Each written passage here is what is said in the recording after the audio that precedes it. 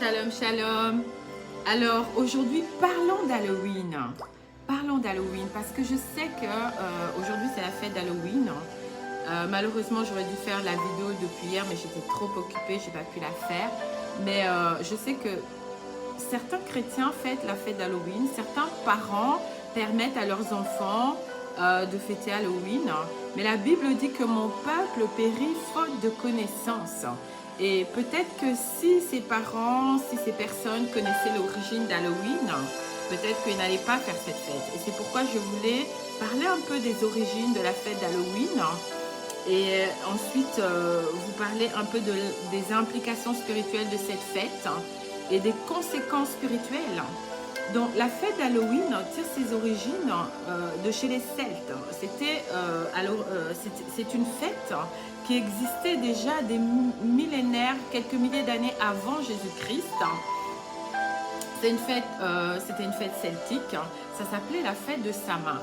Et c'est une fête que les Celtes fêtaient tous les 31 octobre. Pour eux, c'était le jour qui mettait fin à l'été et c'était le commencement d'une nouvelle année. Et les Celtes croyaient que le 31 octobre était le jour de l'année où la distance entre le monde spirituel et le monde naturel, la distance entre le monde des morts et le monde des vivants était la plus fine. C'est pourquoi ce jour-là, ils faisaient des offrandes aux morts, ils invoquaient les esprits des morts. Voilà, donc c'était vraiment un temps où on invoquait beaucoup les esprits des morts, où on faisait des offrandes aux morts et où on invoquait les esprits des morts. Ok. Et donc, cette fête a changé de nom, je crois que c'était au 9e siècle après Jésus-Christ. C'est à ce moment-là qu'elle s'est appelée la fête de Halloween. Mais jusqu'aujourd'hui, cette fête est restée pour les personnes qui pratiquent l'occultisme, pour les personnes qui pratiquent la sorcellerie. C'est un jour où on invoque les morts, où on invoque les esprits des morts, où on fait des sacrifices. Donc c'est vraiment un jour rempli de ténèbres. C'est vraiment un jour rempli d'occultisme. Et c'est un jour très, très mauvais pour nous, les chrétiens. C'est un jour très, très mauvais pour tout le monde, en fait. Ok? Donc, qu'est-ce que Dieu dit sur le fait d'invoquer les morts? J'aimerais que nous puissions regarder rapidement dans la Bible ce que Dieu dit sur le fait d'invoquer les morts. Nous voyons dans le livre... Excusez-moi, nous voyons dans le livre, je vais lire à partir de mon téléphone plutôt que de ma Bible. Donc dans le livre de Deutéronome, dans Deutéronome 18, le verset 10, Deutéronome 18, le verset 10, Dieu dit ceci, écoutez, je vais le lire dans la version Louis II. Deutéronome 18, le verset 10, Dieu dit ceci, qu'on ne trouve chez toi personne qui fasse passer son fils ou sa fille par le feu, personne qui exerce le métier de devin, d'astrologue, d'augure, de magicien, d'enchanteur, personne qui consulte ceux qui évoquent les esprits ou disent la bonne aventure, personne qui interroge les morts. Ok? Dieu ne veut pas que nous, les vivants, nous puissions interroger les morts. Car quiconque fait ces choses est en abomination à l'Éternel. Et c'est à cause de ces abominations que l'Éternel, ton Dieu, va chasser ces nations devant toi. Ok, vous savez que Dieu voulait donner la terre de Canaan au peuple d'Israël, mais cette terre était... il y avait des peuples qui habitaient cette terre, mais ces peuples pratiquaient toutes ces abominations, c'est-à-dire la sorcellerie, la magie, invoquer les esprits des morts, voilà, la divination, toutes ces choses-là. Dieu a dit, je vais les chasser à cause de toutes ces pratiques-là. Ok? Donc, Dieu ne veut pas que nous puissions interroger les morts. Dieu ne veut pas que nous puissions parler aux morts. Et je sais que toi qui m'écoutes, peut-être que tu pratiquais, peut-être que tu n'es pas allé voir, peut-être tu n'as pas fait du spiritisme, peut-être tu n'es pas allé consulter une diseuse de bonne aventure, peut-être tu n'es pas allé voir quelqu'un qui invoque les esprits de mort. ou quelqu'un qui a un esprit de divination, mais peut-être tout simplement tu as perdu une personne que tu aimais beaucoup et tu parles avec cette personne. Eh bien, j'aimerais te dire que c'est une pratique que Dieu n'approuve pas. Ok? Et c'est une pratique qui a des implications spirituelles. Parce que Dieu ne veut pas que les vivants aient des relations avec les morts. Donc souvent, les personnes qui font du spiritisme, qui invoquent les esprits des morts, souvent ce ne sont pas les esprits des morts. Souvent ce sont des démons qui se font passer pour les morts. Et ce sont des démons. Donc en pratiquant cela, vous ouvrez la porte à des démons, vous ouvrez la porte à des mauvais esprits, vous ouvrez la porte à Satan pour venir détruire, égorger, voler. Alléluia, parce que le diable ne vient que pour dérober, égorger et détruire. Donc lorsque vous faites cela, vous ouvrez la porte à l'ennemi dans votre vie. Et ce n'est pas étonnant après si vous avez des esprits de dépression, des esprits de suicide, des esprits de mort qui viennent vous attaquer. Parce que vous-même, vous vous êtes ouvert, vous-même, vous avez ouvert une porte. Vous savez que le monde spirituel est un monde de la légalité.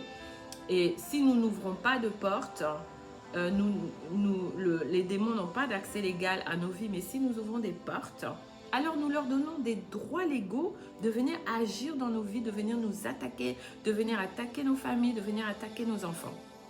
Ok? Qu'est-ce que la Bible dit encore? Dans Lévitique 20. Lévitique 20. Lévitique 20. Le verset 6.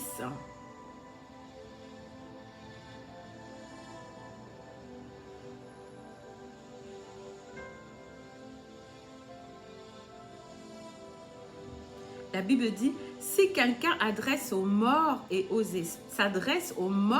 aux esprits pour se prostituer avec eux, ça c'est de la prostitution spirituelle, ok?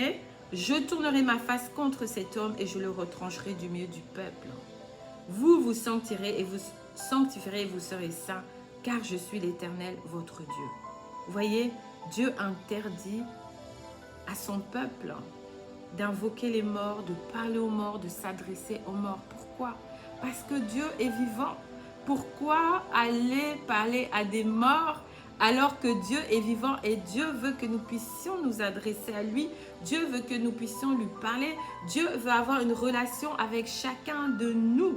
Souvenez-vous, lorsque les femmes qui suivaient Jésus sont allées à sa tombe après sa crucifixion, alors qu'il était déjà ressuscité, elles ont trouvé le tombeau vide.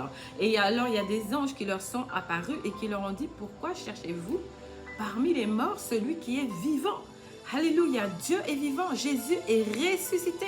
Donc, si tu as des questions à poser, si tu veux savoir quelque chose, tu peux t'adresser à lui. Et j'aimerais vous lire quelques versets qui nous montrent combien Dieu veut que nous puissions l'invoquer. Dans le psaume 34, le verset 18, qu'est-ce que Dieu dit? Psaume 34, le verset 18.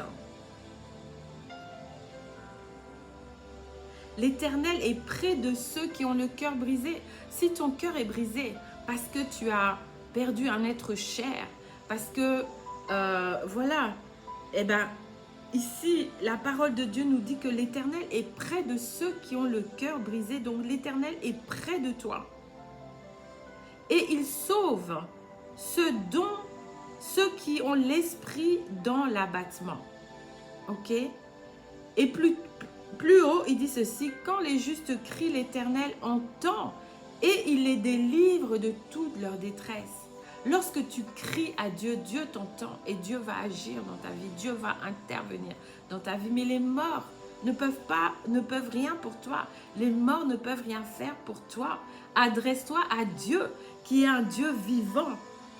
Alléluia. Il y a un autre verset que j'aimerais vous lire. Comment Dieu veut que tu puisses l'invoquer, comment Dieu veut que tu puisses t'adresser à lui et non pas à des morts. Jérémie 29, les versets 12 et 13. Voici ce que la Bible dit. Vous m'invoquerez et vous partirez. Vous me prierez et je vous exaucerai. Vous me chercherez et vous me trouverez si vous me cherchez de tout votre cœur. Je me laisserai trouver par vous, dit l'Éternel. Dieu veut que tu puisses l'invoquer et dit que si tu l'invoques, alléluia, tu vas le trouver. Si tu le cherches, tu vas le trouver. Si tu l'invoques, il va te répondre. Il va répondre à tes questions. Dans Jérémie 33, il dit ceci.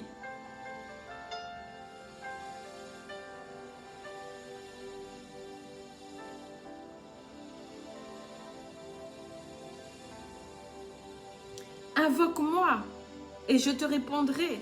Je t'annoncerai de grandes choses, des choses cachées que tu ne connais pas. Dieu dit, invoque-moi, parle-moi, pose-moi des questions et je vais te répondre. Je vais te montrer des choses, des grandes choses cachées que tu ne connais pas.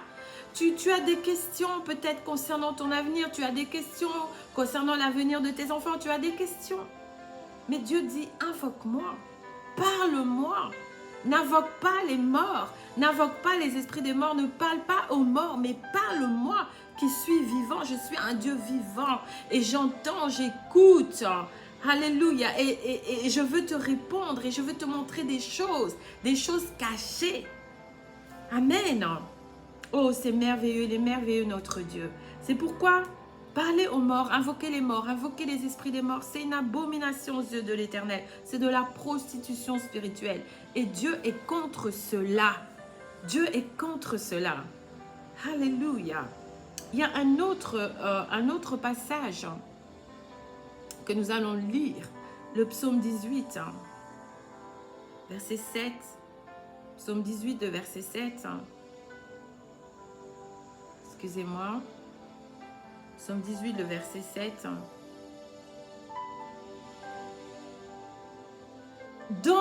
Le verset 6, excusez-moi.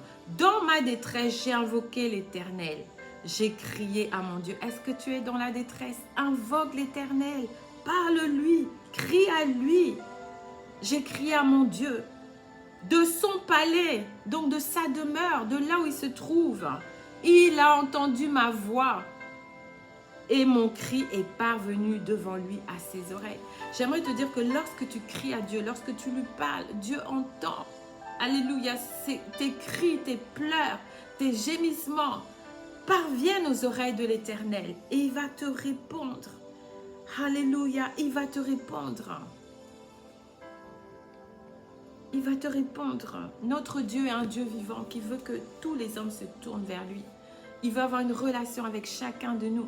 Et c'est pourquoi il interdit formellement que nous puissions invoquer les morts, que nous puissions invoquer les esprits des morts pour poser des questions, pour notre protection, pour poser des questions sur l'avenir. Et c'est pourquoi cette fête de Halloween, quand nous connaissons son origine, quand nous connaissons ce qu'elle représente spirituellement, c'est une abomination pour Dieu. C'est une abomination aux yeux de Dieu. C'est pourquoi en tant que chrétien, et même si tu n'es pas chrétien pratiquant, tu ne devrais pas permettre que tes enfants célèbrent Halloween. Toi-même, tu ne devrais pas avoir des décorations d'Halloween dans ta maison. Parce qu'en faisant cela, tu es en train de faire une alliance avec le diable. Tu es en train de faire une alliance avec Satan. Tu es en train d'attirer des esprits dans ta maison, d'attirer des mauvais esprits, d'attirer des esprits des morts, d'attirer des démons.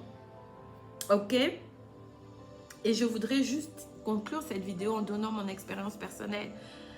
Il y a quelques années de cela, un lendemain du 31 octobre, je me suis réveillée, j'étais en congé. Et quand je me suis réveillée, j'étais déprimée. Et je ne comprenais pas parce que ce n'est pas dans ma nature d'être déprimée, vous voyez. C'est rare que je me réveille et que je suis déprimée. Mais j'étais très déprimée, je sentais une lourdeur comme ça, spirituelle.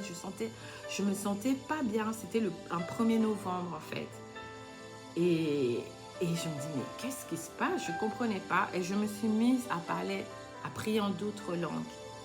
Et quand je me suis mise à prier en d'autres langues, la force est venue. Et le Saint-Esprit a commencé à me parler. Il m'a dit, hier c'était Halloween.